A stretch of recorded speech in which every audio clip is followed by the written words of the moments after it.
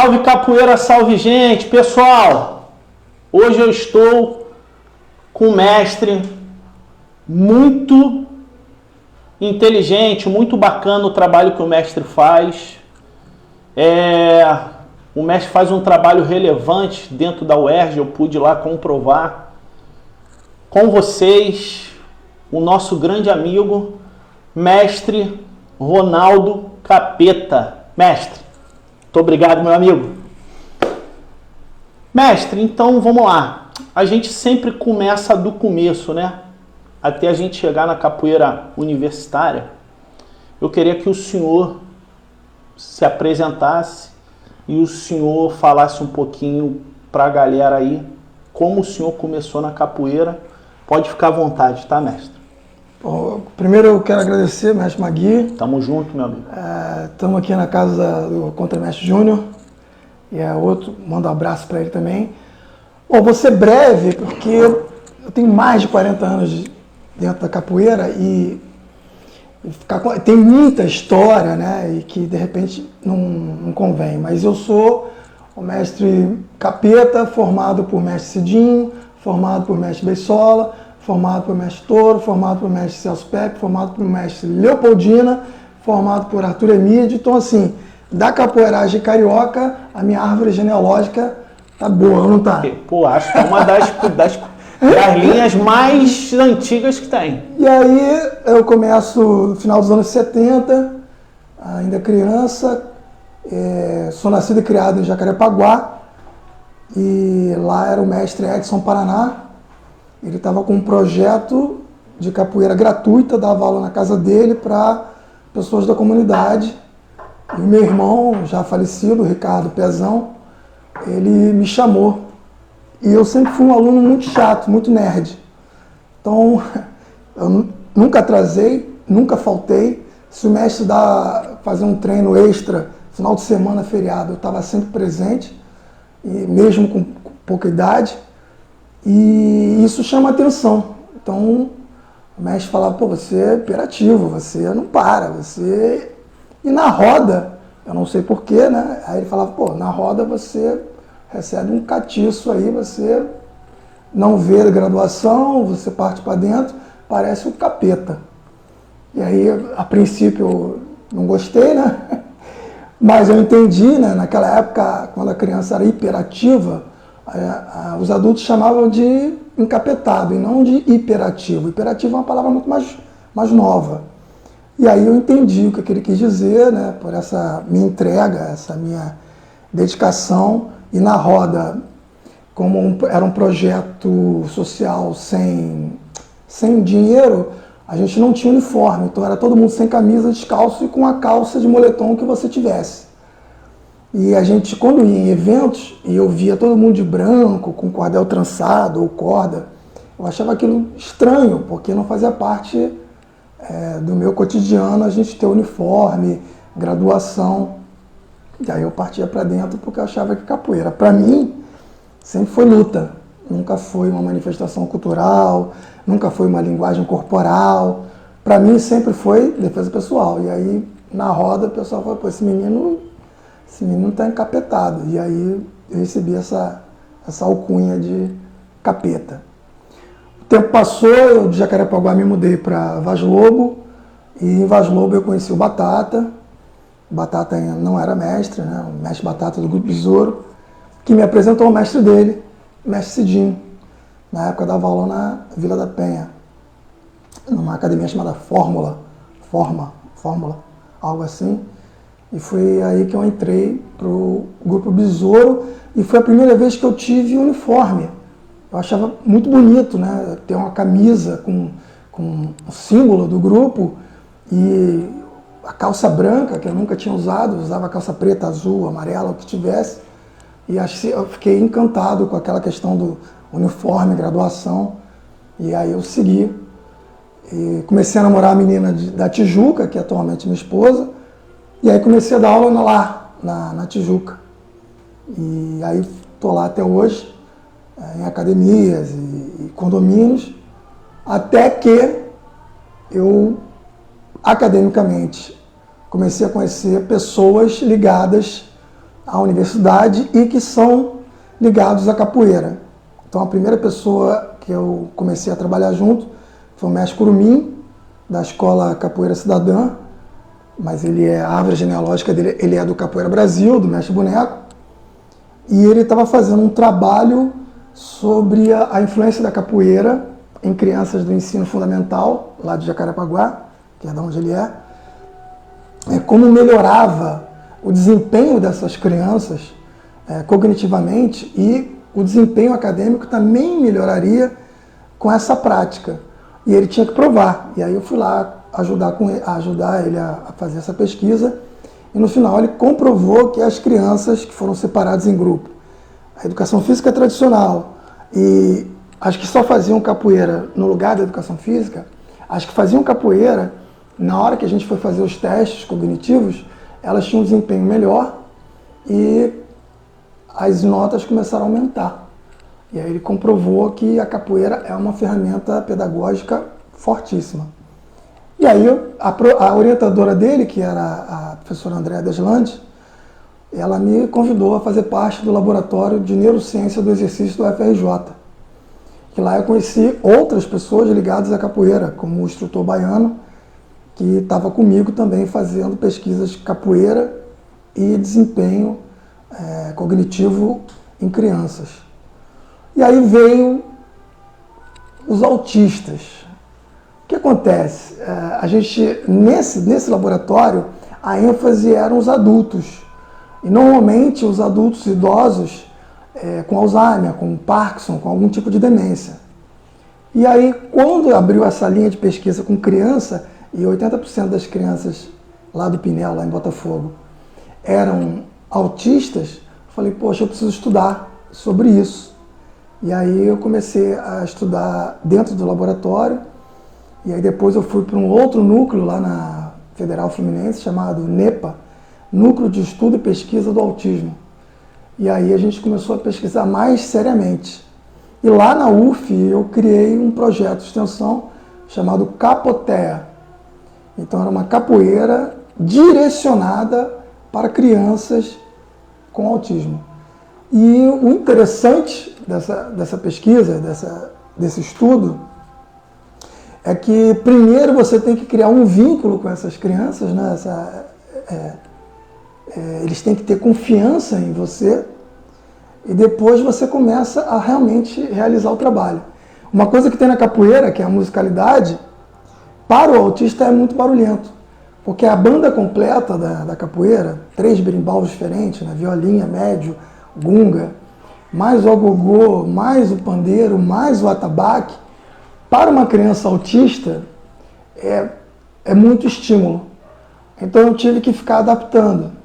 Poxa, o berimbau não deu certo, o atabaque não deu certo.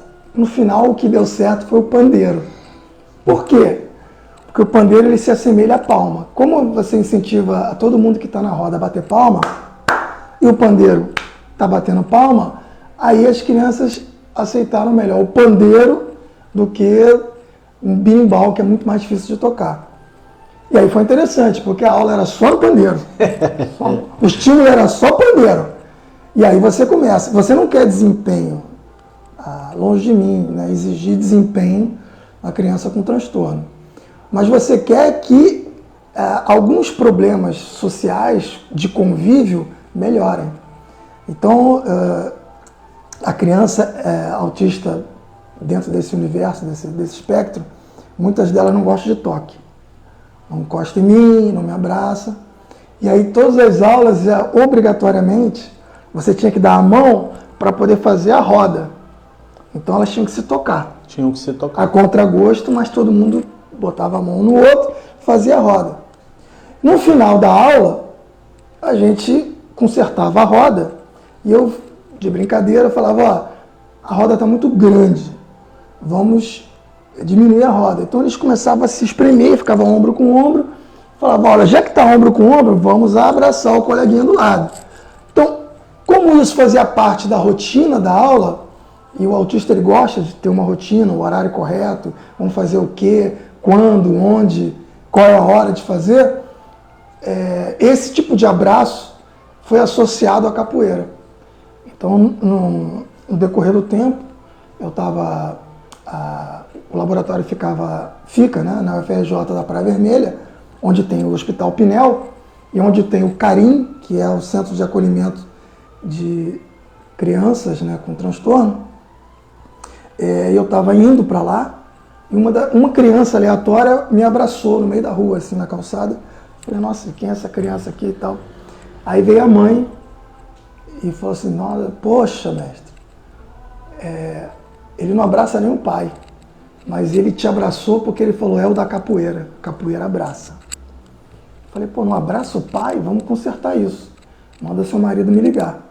E aí o pai me liga e eu falei assim, cara, vem aqui, faz uma aula de capoeira junto com as crianças, com teu filho, comigo, para ele ver que você faz parte desse universo, que no final a gente se abraça. E aí foi o que aconteceu. O pai participou, recebeu um abraço coletivo, mas o que ele queria era um abraço individual do filho, né? Então eu falei para ele, cara, final de semana, brinca de capoeira com seu filho e no final você fala, ó, acabou. No final tem um abraço, porque no final da aula sempre tem um abraço. E aí ele me manda o vídeo, né? Pô, todo contente, que ele brincou de capoeira com o filho e no final falou, ó, acabou. E aí o filho abraçou ele pela primeira vez. Muito lindo, trabalho lindo demais. O filho com 8 anos de idade, demorou 8 anos para abraçar o filho, abraçar o pai. E aí, isso obviamente, para mim, enquanto educador, fiquei satisfeitíssimo. Mas a gente também tem que ser realista, que não é 100% do que acontece, não é com todo mundo que vai acontecer, e que é uma pena, né? Porque seria muito interessante que, pô, pode funcionar com todo mundo, vamos fazer isso. A receita do bolo, por tudo que eu entendo, que eu escuto, que eu observo, eu acho que cada um tem sua individualidade, né, mestre? Exatamente. E o tempo. E o tempo de maturação. Exatamente. Né? Que é diferente de quem não tem transtorno, que tem um cronograma diferente. E aí, geralmente, o autista ele tem um cronograma mais tardio. Então, quando você fala assim, com 8 anos ele vai fazer isso. Não vai. Mas você pode treiná-lo, que uma hora ele chega lá. Tudo é treinável. A criança, meu filho não fala, ele já tem 3 anos. Ele não fala porque ele não quer, porque ele não está afim, mas ele sabe falar. Calma.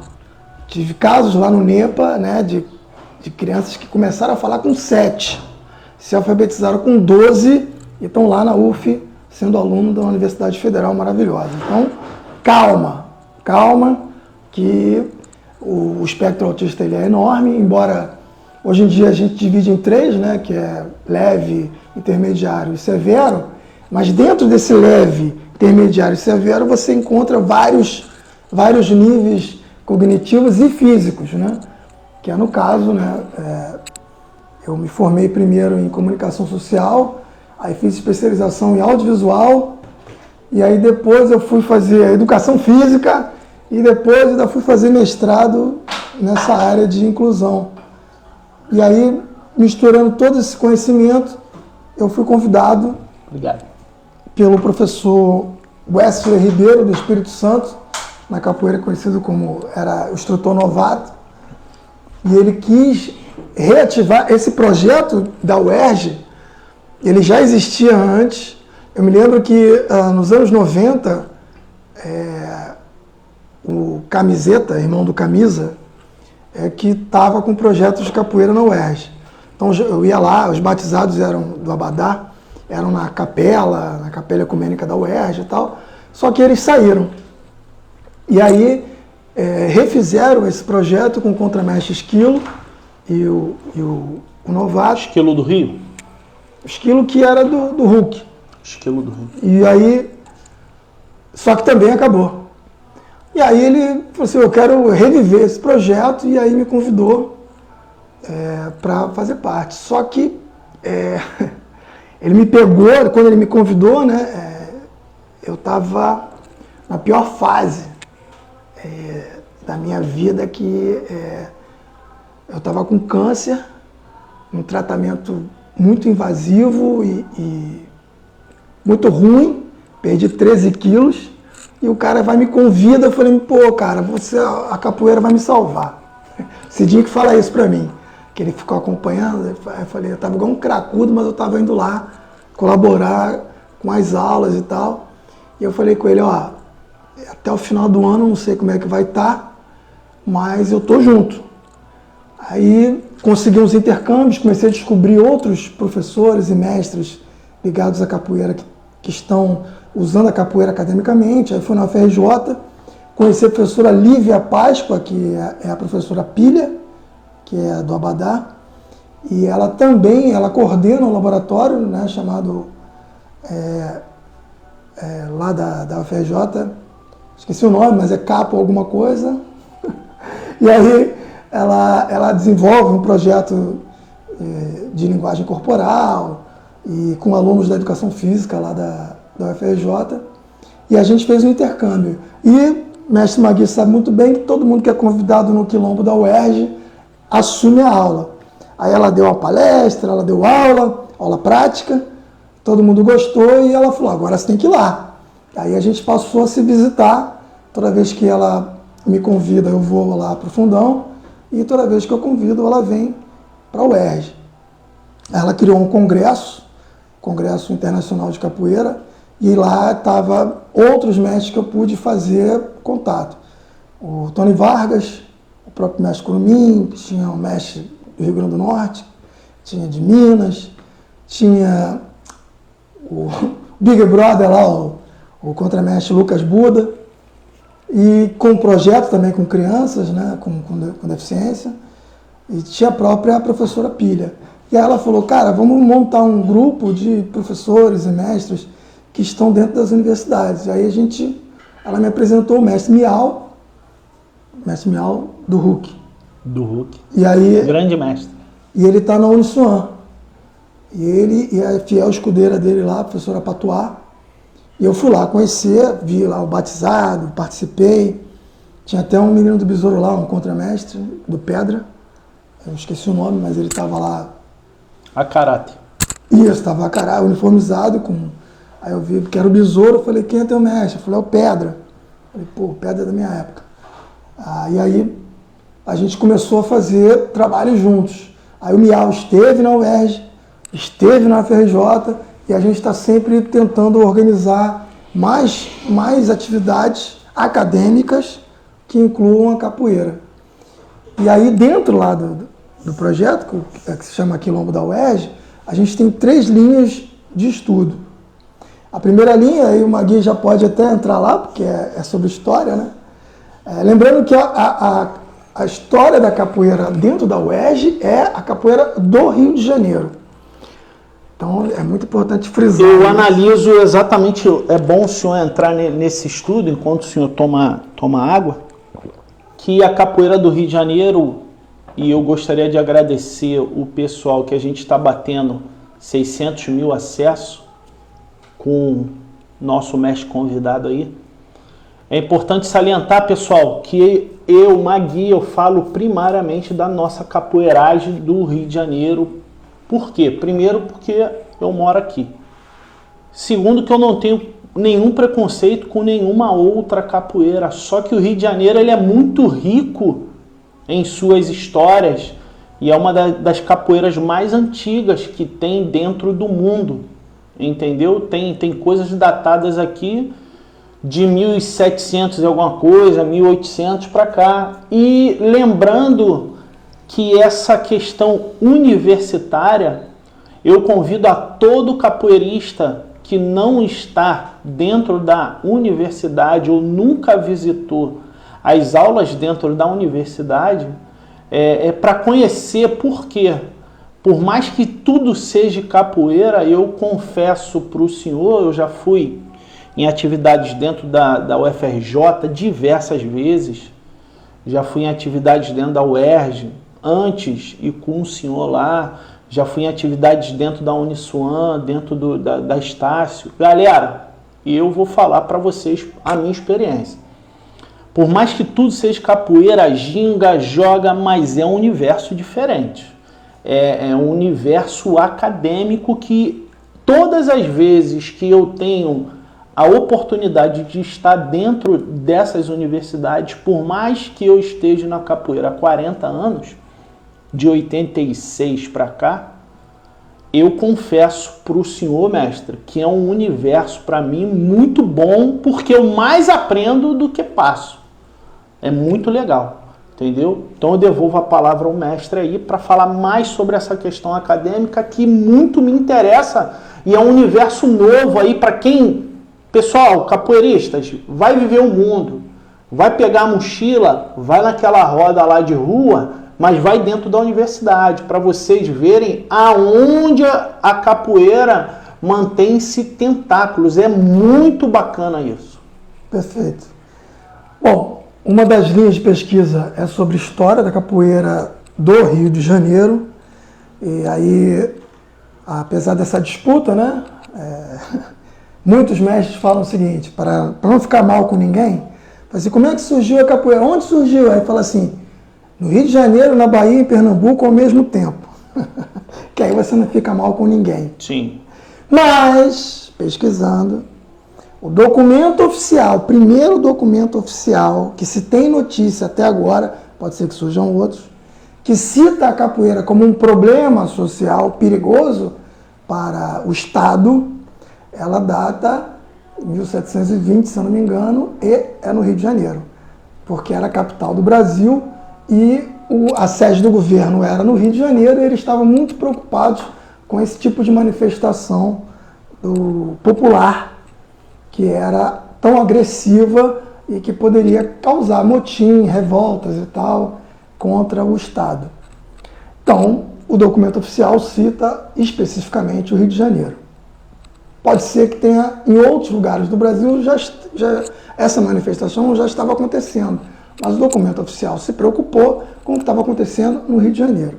Então, lá na UERJ, essa vertente de pesquisa histórica, para você não ficar muito amplo, a gente dá ênfase a um bolsão territorial chamado Pequena África.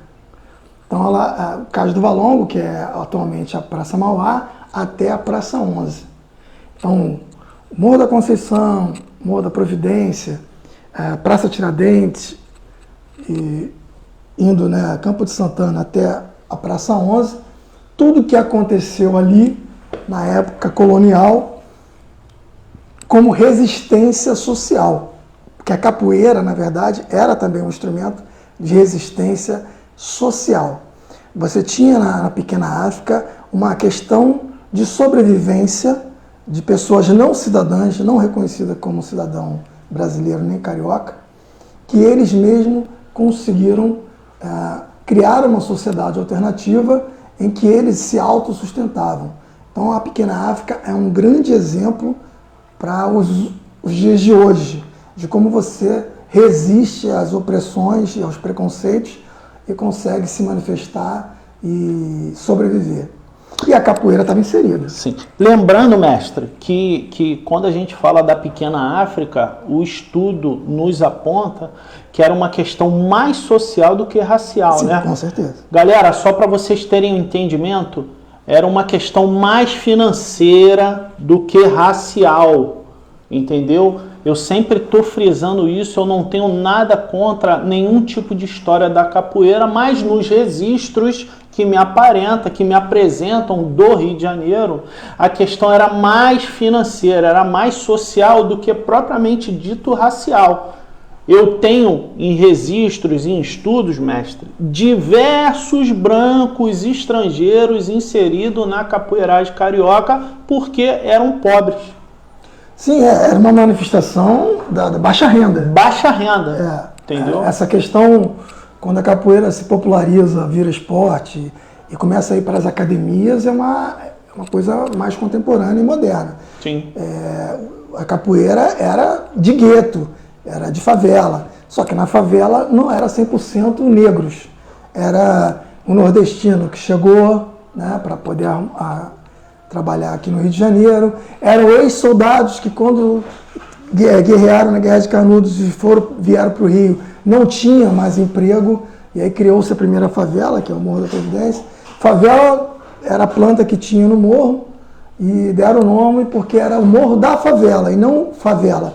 O Morro da Favela era o morro que tinha aquela planta específica, que se chamava favela, e aí acabou batizando qualquer tipo de comunidade. Onde você mora? Na favela.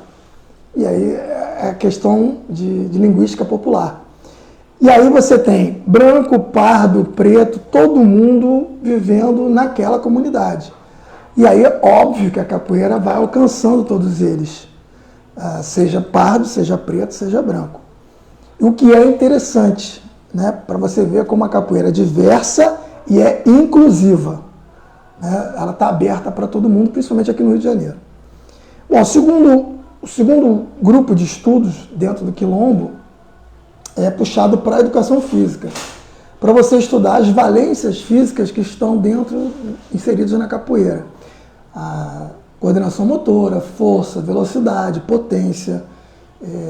E aí você pega a capoeira como se fosse um esporte e começa a estudar como que ela atende as pessoas para que elas tenham um melhor condicionamento físico, mais flexibilidade e mais agilidade e conhecimento corporal. Por quê? Porque Getúlio Vargas, na década de 30, quando ele tira a proibição da prática da capoeira e transforma numa manifestação cultural folclórica, uma dança,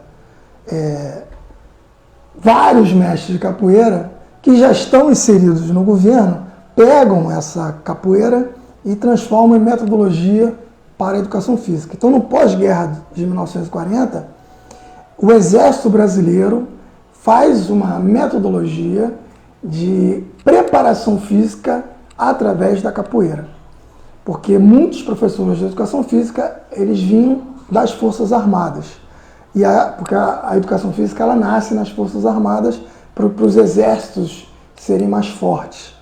E o Brasil, ele tem um histórico de criar metodologias baseadas na Europa. Então, quando o Brasil vira república, as pessoas do Exército Brasileiro acham que o melhor é que a gente siga a Escola Nacional Alemã, porque os alemães eram considerados muito grandes e muito fortes. Só que aí vem a Primeira Guerra Mundial e a Alemanha perde. Aí o pessoal, não, a gente não pode ficar do lado do perdedor. E aí a gente começa a adotar, em 1923, tô brilhando, ó. Aí em 1923 a gente começa a pegar, não, vamos pegar a França. França tá no time vencedor. E aí, o francês é menor, é mais magro, não interessa. Os caras ganharam. Só que aí a gente tem que criar a nossa. Então, dura 10 anos, na década de 30, o Getúlio Vargas estava no poder, mas a gente tem que criar a Escola Nacional Brasileira. E aí começam a estudar. Por que o indígena é tão forte? Se ele não puxa ferro, ele não vai para academia. Pô, o que ele faz para ser tão forte e ágil dentro da floresta? O cara anda descalço e tal. E aí começa, e o capoeira? Por que o capoeira, na época colonial, ele fazia parte do exército, ele fazia parte da guarda imperial? Poxa, o que a capoeira tem? E aí começam a criar a Escola Nacional mesmo, baseada em metodologias da capoeira, jogos indígenas e, óbvio, com tudo que foi aprendido lá com o pessoal da Alemanha e da França.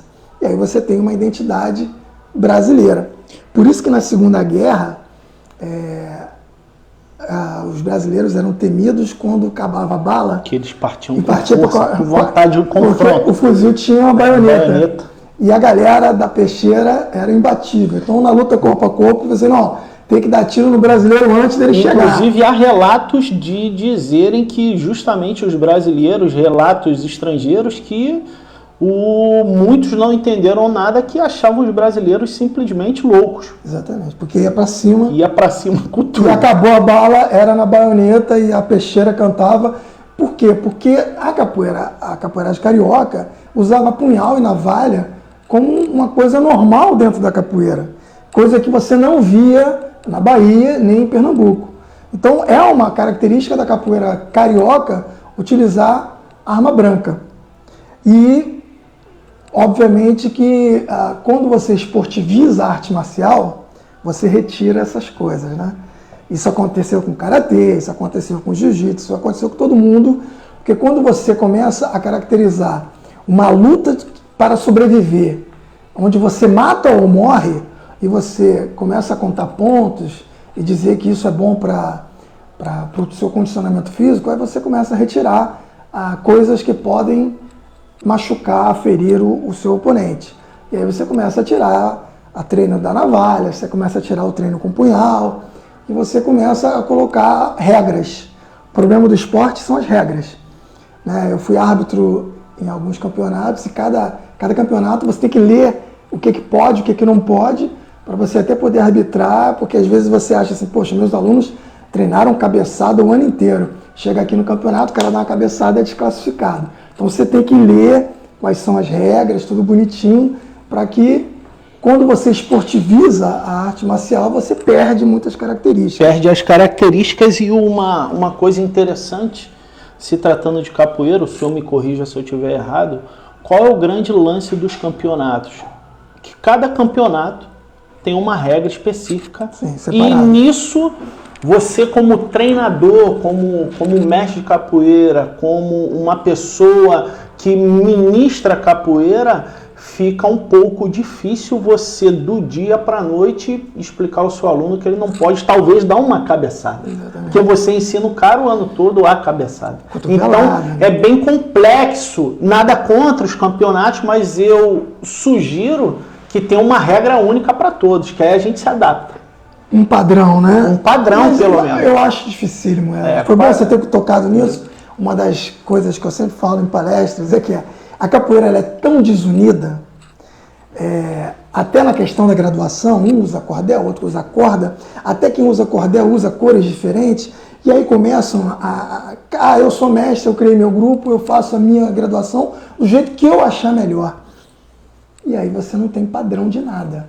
Nomenclatura de golpe, eu estava lembrando, né, eu falei assim, vou contar a minha história, eu lembrei que o Cidinho, quando foi me avaliar, lá na década de 90, eu tinha que fazer uma prova oral, depois eu tinha que fazer uma prova de movimentos obrigatórios para aquela graduação, e depois é que eu ia para a roda, e tinha que lutar pelo menos com 3 adversários, e o batizado só era no dia seguinte, então isso era num sábado, e o domingo era o batizado, e aí eu lutava com os mestres.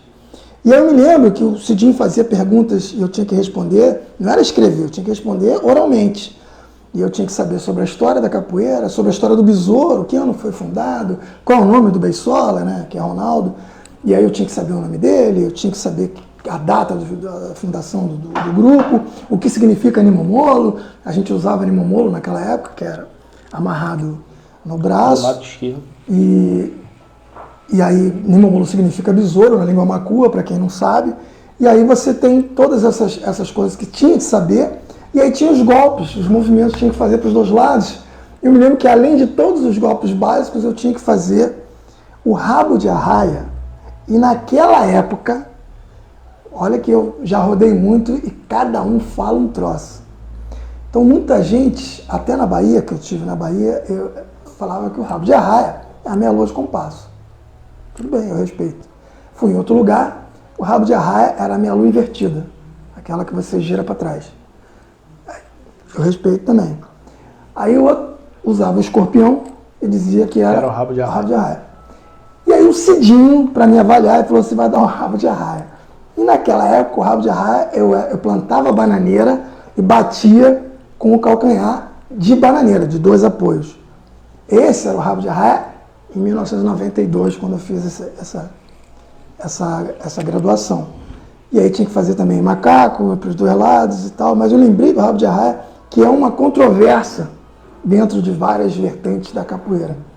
Na grande realidade, mestre, pegando esse gancho aí do senhor, eu acho que a capoeira, quando a gente pega já as graduações de 7-2, já tem 2 linhas, né? Que é o Grupo Senzala e o pessoal do Cordel, né? Do mestre Mendonça. E ela cresceu, na minha opinião, desgovernadamente. Então, porque foi livre? Porque foi livre. E essa liberdade, em alguns aspectos, nós temos a capoeira rica, né? Que dentro de uma roda de capoeira você tem diversas vertentes, mas como olímpico nunca vai ser. Exatamente. Justamente por causa dessa desunião. Diferença, dessa desunião que há nela. Porque, na verdade, essa questão do mestre Mendonça é porque era para federalizar, para criar federações. Era para justamente não ser subversivo, né? E aí, era justamente para alinhar junto com o governo militar. Porque em 72, quem abraçava os capoeiristas era a Federação de Boxe. Sim, pugilismo, né? É isso. E aí a Federação Pugilismo do Rio de Janeiro é que os capoeiristas podiam se filiar. Então, quando surge essa questão das cores do Brasil, porque estava na ditadura militar... Exatamente. Mas o Cidinho fala para mim assim, conta uma história mais bonita, não conta essa questão da ditadura, não. Então, o Cidinho fala assim, para a gente não falar que as cores do Brasil era uma questão militar, de nacionalismo, a gente fala o seguinte, verde é porque você está iniciando. E quem criou esse texto é um gênio. Quem criou esse texto? Você ainda está verde. Exatamente. Então você está no início. Quando você mistura o verde com o amarelo, você está querendo amadurecer. Está quase no ponto, mas ainda não amadureceu. Então você está intermediário. Aí quando você chega no amarelo, você amadureceu. Você é um aluno graduado, amadureceu. E aí você quer mais. Você quer chegar no céu. E o céu é azul. Então você vai para o amarelo e azul, porque você está subindo aos céus. E aí você já pode, inclusive, ministrar aulas supervisionadas. Você é um instrutor. Quando você chega no azul, você chega no céu, se você tem um projeto, você é professor. Ou um aluno formado. Você passou pelas cores do Brasil, mas faltou o mais importante, o branco, que é o mestre. Então, para você chegar no branco, você tem que rever toda a sua trajetória. Então, você ganha o verde, amarelo e azul, que é o contramestre. Para você rever tudo que você aprendeu naquela graduação. Para aí sim querer almejar o branco. E aí vem o branco e verde, que é o mestre iniciante, branco e amarelo, mestre maduro, branco e azul, o mestre que já está no final da sua trajetória e o branco, que é o mestre. Galera, texto lindíssimo, mas na grande realidade o mestre sabe que as cores da bandeira é devido a estar no regime militar para passar o projeto da capoeira, tá? Que tudo que fosse fora do nacionalismo entrava em subversão. Então era vetado naquela época, inclusive por isso que o Grupo Senzala desenvolveu as cordas antes dessa etapa, mas passou justamente o cordel por ser as cores da bandeira do Brasil. Até porque o Grupo Senzala, quando ele cria a corda vermelha, essa história é interessante, eles vão fazer uma apresentação e ele escolhe o vermelho porque como o uniforme era branco, o vermelho aparecia mais. Se destacava. Era uma questão estética, não era uma questão nem de graduação. Só que os capoeiristas mais antigos, considerados mestres, recebiam essa corda vermelha. Ninguém foi formado formalmente como mestre naquela época. Mas, o Magui está aqui há 30 anos, bota a corda vermelha, fulano tem um trabalho há 20 anos, né? E aí os mestres se tornaram mestres com corda vermelha por causa do tempo de trabalho. Não existia uma formalidade. Só que aí, para poder você colorir o resto das graduações, infelizmente, o exemplo foi lutas orientais. Pegaram o judô e o jiu-jitsu e começaram a colorir igual. E aí surge, inclusive, a corda preta. Exatamente. Que, o cara lá é faixa preta, ele é o bam. Então aqui o mestre tem que ser corda preta.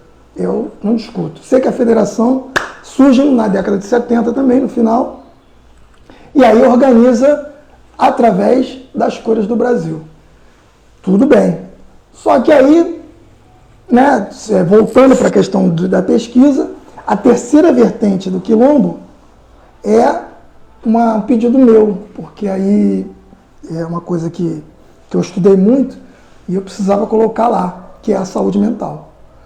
Assim, como que a capoeira pode servir como ferramenta terapêutica para quem tem algum tipo de distúrbio, seja criança, seja jovem, adulto ou até idoso. Você pode fazer uma capoeira específica para idosos que têm algum tipo de demência, um problema cognitivo, porque a capoeira ela trabalha a atenção, a compreensão e a propriocepção, ou seja, entendimento do próprio corpo. Então, quando você está muito criança, quando você está muito idoso, que é parecido, você perde um pouco a noção de espaço, você perde um pouco do seu controle, e aí você trabalha isso na capoeira, e aí volto a dizer, né, não tem nada a ver com desempenho, jamais vou pegar uma criança com autismo e querer que ele faça um jogo maravilhoso dentro da roda, e que salte, que faça golpes acrobáticos. Não. Eu quero que ele entenda o corpo. Assim como um aluno mais velho que eu já estou chegando nos 60. Então, quando chegar um cara, um aluno de 70, eu não chego, vamos dar um macaco agora aí, tio. Não, claro que não. Eu não exijo desempenho, mas eu quero que ele entenda como funciona o corpo dele. E com essa consciência, o que ele pode realizar a partir dali. Pô, então é maravilhoso. O trabalho ele é feito em qualquer idade, em qualquer gênero, em qualquer raça, em qualquer credo. Então a capoeira é uma coisa realmente que inclui todo mundo. Só chegar. Pessoal, o nosso bate-papo está chegando ao fim. Para mim foi uma honra aprender. Na verdade, vocês tiveram aqui uma aula de história e uma aula acadêmica com um especialista que está dentro da UERJ. Mestre, eu gostaria que o senhor deixasse o seu contato. Pessoal, palestra, curso, aula prática, aula teórica, aula online, aula presencial. Mestre Ronaldo, especialista dentro da arte luta, dentro da condição acadêmica. Mestre, deixa as redes sociais, os telefones. Quem quiser contratar o senhor para curso online ou presencial, pode ficar à vontade, mestre. Bom, vocês me acham lá no Instagram, @professor_Ronaldão. Ronaldão, apesar de eu sou pequeno, olha o tamanho do cara do meu lado. Ronaldão é pela idade. E essa @professor Ronaldão é Facebook, Instagram, e também tem a do grupo, né? Eu sou formado no Besouro, mas em homenagem ao Besouro eu criei o Nimomolo, que é a mesma palavra em outra língua, e tem o @Nimomolo. Pode me encontrar lá, pode me encontrar na UERJ, e meu contato de celular também? À vontade, mestre. 21, que estamos no Rio de Janeiro, 99721-9560, Ronaldo Capeta. Beleza? Galera, para a gente finalizar, eu vou agradecer a todos. Nós passamos de 600 mil acessos no Facebook. Essa live ela vai ficar gravada e ela vai ser compartilhada para outras línguas, que a gente ativa a tradução e joga para outras línguas, né? E Facebook, Instagram, WhatsApp, YouTube, ela fica armazenada. Depois de 30 dias eu disparo em todas as outras redes sociais, dentro e fora do país. Aqui o trabalho é pé no chão, é a capoeira da forma que ela é. Raiz, sem muito mimimi, sem tá calçado. Aqui a coisa é pé no chão. Para finalizar, mestre, a internet ela vai ficar e a nossa matéria vai embora.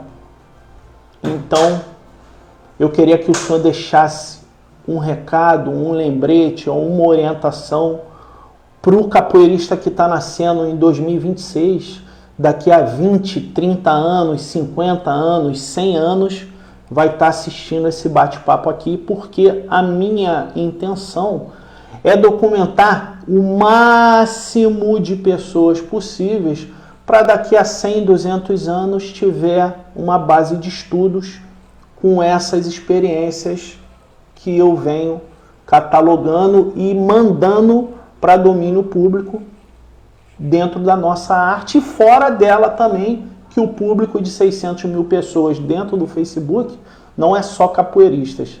É dentro e fora do país, estrangeiros ou não, mas que gostam da cultura ou que gostam do Brasil e que gostam da capoeira. Então, pode ficar à vontade, manda uma mensagem aí para gerações futuras que só vai ver a gente digitalmente. Bom, vou lembrar aqui de um capoeirista que eu conheci no congresso de Israel. Muito bom. E aí ele dizia o seguinte: em Israel, a capoeira está inserida como matéria em todas as escolas e universidades de Israel. E ele queria saber como está no Brasil. Isso me entristece, né? Óbvio, porque eu tive que dizer para ele que aqui não é assim que funciona. Então, qual é a minha mensagem para daqui a 100 anos? Valorizem o produto nacional, única arte marcial original do Brasil, que é a capoeira, e coloquem onde ela deve estar, ou seja, em qualquer lugar, em todo lugar. Principalmente em escolas, universidades e qualquer esquina. Porque quanto mais brasileiros tiverem acesso à capoeira, ao poder que a capoeira tem, melhor vai ser. Aí você tem um legado que perpetua por 100, 200 anos. Quando você massifica o que você mesmo criou. Ao invés de você olhar para o gringo e dizer, nossa, que legal aquilo ali, eu quero para mim. Não, você tem um produto criado aqui de excelência que você pode propagar e pode espalhar e pode perpetuar. Então fica aqui a minha mensagem para as pessoas do governo ou educadores que não deixa a capoeira morrer jamais. Então daqui a 100 anos espero que ela esteja fortalecida, espero que ela esteja em todos os lugares e cada vez mais forte. Pessoal, um forte abraço aí. Segue, compartilha, segue o mestre e se embora. Vamos falar, produzir, praticar, desenvolver a nossa arte luta aí no aspecto geral. Um forte abraço aí a todos. Se embora, pessoal. Axé.